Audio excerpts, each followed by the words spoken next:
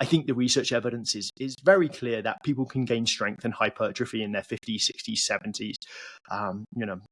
Joshua Gurgic did a meta-analysis on that, use it or lose it. There's been 3 or 4 since then. But again, the body of research is very short term. What we see and we've been able to track is they make these consistent changes for much longer periods of time. We have not just big data, but longitudinal data over 6 years now. We only looked at a year in this particular state of strength report, but we're seeing like 75% increases in strength on mean with our 55 plus year old members over the first year on being tonal. So mean being the average user. Average. So it could be that somebody's doing a very small amount of resistance-based work as well as a lot.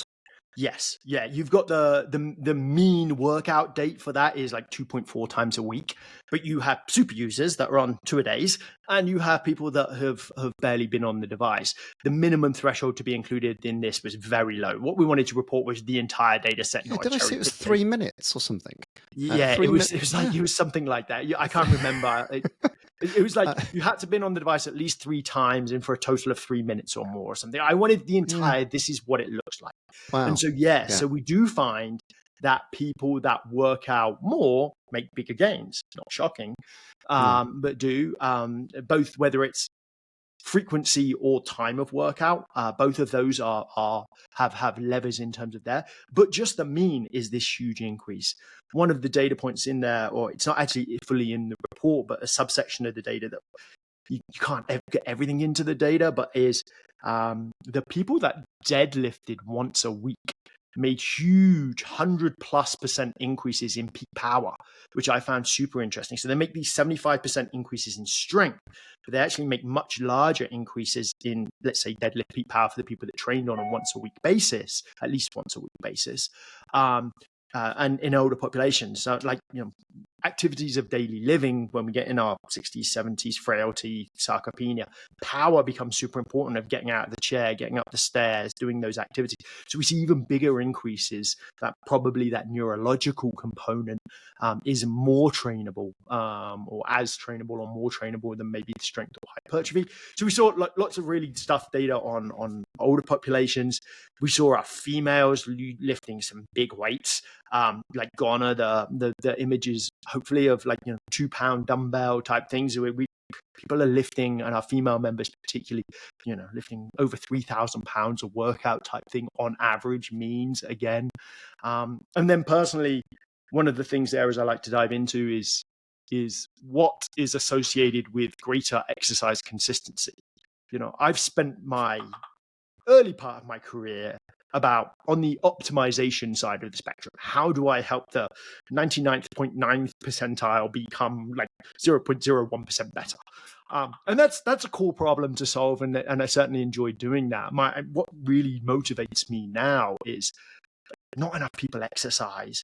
Yeah. How can we help them as a general population do more of that? And so I don't really care what you do, cardio strength, hypertrophy strength, bicep curls versus fronts, just do something is better than nothing. And so what can we associate and what can we find in our data set about people that are consistent? What drives or what is associated with consistency over long periods of time? So simple things that we found, like time of day, having a consistency. These are not rocket science, but we show it in hundreds of thousands of people. Of consistency in training time is pretty important, or is a potential driver. Having relationships. We're a virtual platform, but engaging in the social platform, or checking your stats, or these other things that are associated with consistency.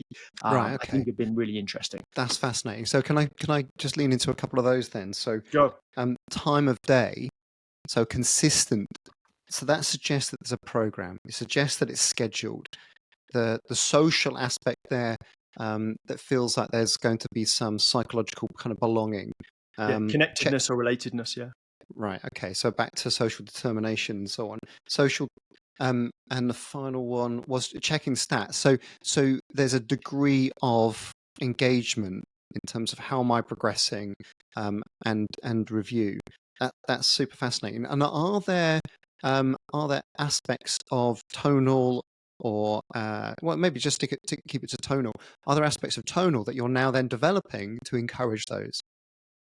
Absolutely, yes. Yeah, those are things that, like, out of this data set that we will now lead into product development, both on a programmatic sense and like how do I progress in terms of those.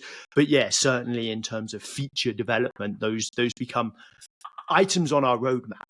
It's not they automatically come to the top, and you always get resource constrained and lots of people vying for those. But certainly, those are the types of things that we would bubble up to become items on the roadmap. How do we reinforce that? How do we bring that more to the forefront?